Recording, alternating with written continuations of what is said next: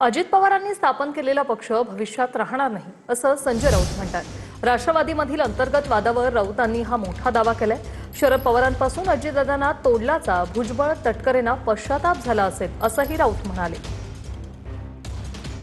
हा जो पक्ष आहे अजित पवारांनी स्थापन केलेला हा पक्ष भविष्यात राहत नाही।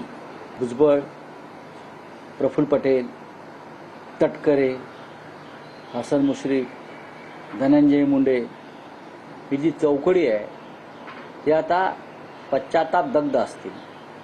ती झक मारली आणि अजित पवारांना शरद पवारांपासून तोडून त्यांचं डोकं फिरवून आम्ही भाजपच्या वळचणीला बांधलं। ही त्यांना आता पश्चाताप नक्की होत असणार या सगळ्यांना। आता आमचं काम काय आहे? जे घडतंय ते पाहत राहावं आणि जे घडतंय ते घडू द्यावं, हे आमचं राजकीय काम।